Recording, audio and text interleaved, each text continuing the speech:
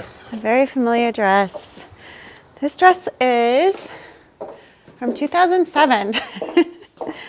And I wore this dress in a video that we made for one of our songs. You're so cool.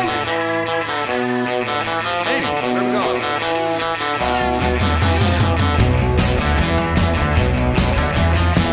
It was showcased in our old Mustang convertible, a red convertible, and it was a 1966 car, and we loved it. The pictures that you're looking at right now are from a photo shoot in Nashville at our old home in East Nashville. It's a series of photos that we were taking for our photo album artwork, and we just ended up using the photos for a video, music video.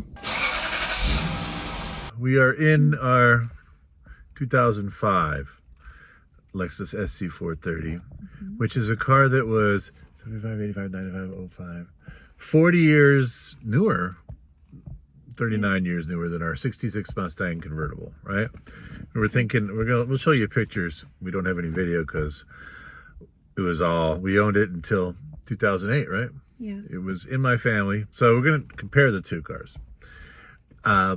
And you drove both, remember? Mm-hmm. All right.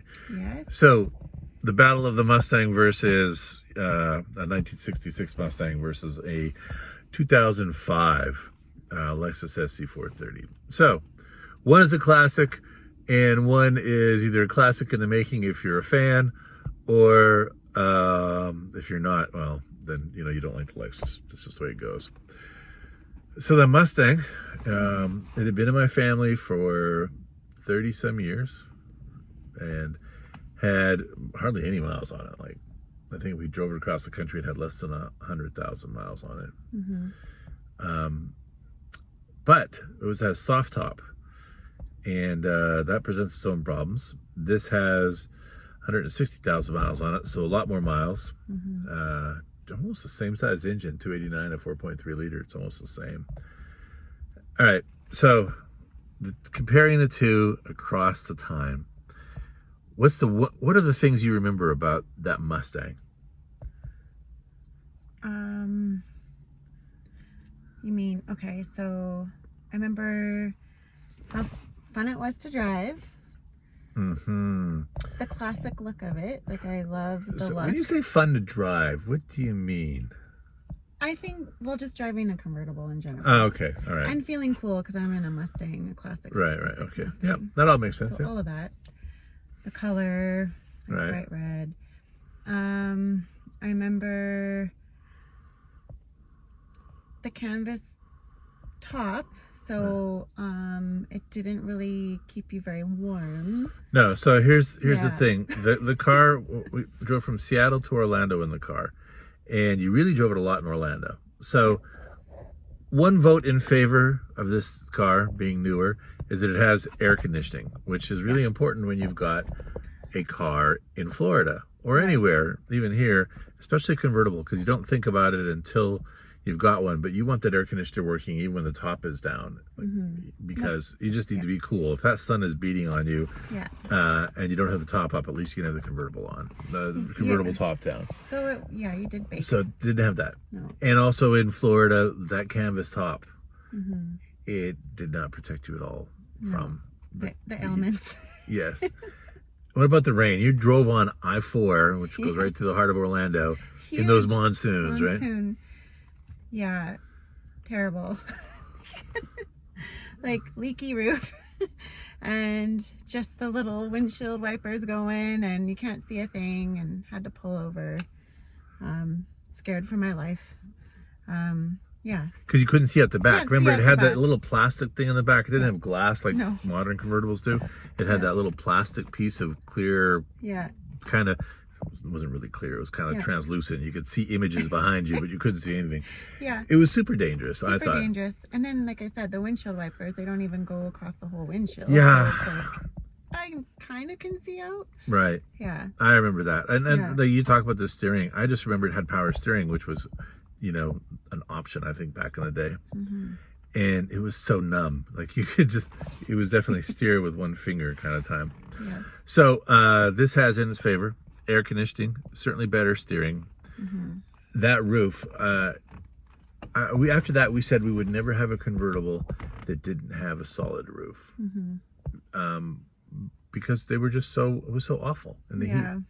Right, you lost everything. So the cloth convertibles, maybe the newer ones are better, but back then. And also, when we were driving the convertible to Nashville from Seattle, to Orlando from Nashville. Sorry, to Orlando, we hit a winter storm.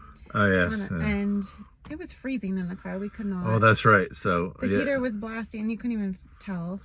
Yeah. So I remember scraping the window, the windshield from the inside, because it would just frost up. That was over Dead Man's Pass, which was an unfortunately but aptly named pass in Idaho, because we left in late November, early December.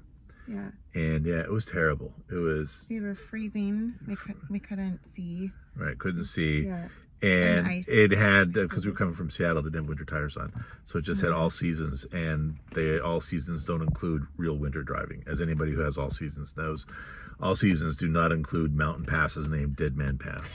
So that's not good. That was that. So that part of it, it didn't handle as well as this one, right? Speed wise, it had a carburetor. It was a 2-barrel carburetor. It was not the fastest 289 that Ford produced that year, so it wasn't as quick, I didn't think, at all. Yeah, and I wasn't really paying so much attention to that. Yeah, I was, and it was in that respect gutless, right? Yeah. It's what a lot of people talk about, is that these old classic cars are cool, but it was slower, felt worse to drive, didn't have any creature comforts, certainly had a lot of plastic. There was no leather in that Mustang. It was vinyl and leather. It was like red vinyl. Right. And I just remember the sound of it when you would close the door, because things would rattle. Yeah. Right?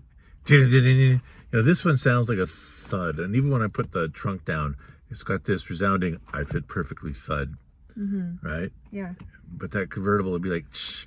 And then, oh my God, the roof, we had to get the roof done, right? Because, of course, canvas doesn't work so well after years and years, right? We had to redo that. Had to redo that. But there's a reason why we don't own it now.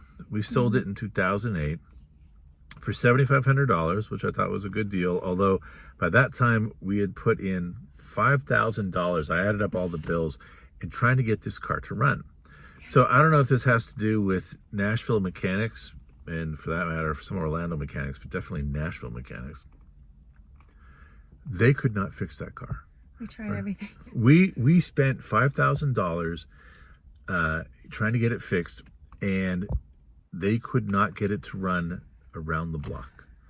And that was it. I remember that we had just spent whatever amount it was, because it was $5,000 accumulative over years trying to get it to run. To rebuild the engine. It's basically rebuild everything, and I mean, I took it to one mechanic. He said, "Oh, that has a carburetor. I won't work on it." That was it. He just said no. And after spending all that money, I drove it. We were so happy we could go drive the convertible. Went for a nice drive, and it started dying, like within around the block. I mean, literally, we were still in the neighborhood. Yes. And I was like, "That's that," and put it up for sale. And it was gone, and we were happy to see it go. Sad and happy to see it go. Yeah. And haven't had a convertible since, because children. But this was too good of a deal. This, as it turns out, was $7,500 US. So in the end, it took a few years, but we got this one. Okay, I know the Mustang is special, and you know, it was in our videos. We drove it across country. It's a great story. Which car was better? Oh, this car is better. It's better. It's better built. Yeah. And it's more comfortable. Yeah. Yeah. If you had to pick one to drive across country, it would be this one. This one. There's nothing wrong with the classic Mustang. No, it's a cruiser though. Right. Oh, I don't even know if it's a cruiser. I think it's like good for a certain amount of time. Not good in the heat. Yeah. It's not good in the rain. Any elements. It's a nice night drive. Yeah. Right? Or a cloudy, not snowy drive. But yeah, I would say this one is significantly better, as all cars are 40 years after, right? Yeah. And almost anything from 2005 was faster and better than a car from 1965. Yeah. That's just the bottom line. But it was sure a fun car. It was. Yep. I loved that car. Yeah, we loved it. We love this one too, but we were looking at it and I was like, you know, we've had two convertibles, radically different, both kind of classics. And which one would I run? Which one would I trust? This is the one I would trust to drive across the country now. But we trusted that one. Well, we were just young and foolish. Yeah. That we were young and foolish. That was all I can say. That's all I can say. All right. What should people do? Please like and subscribe to our channel.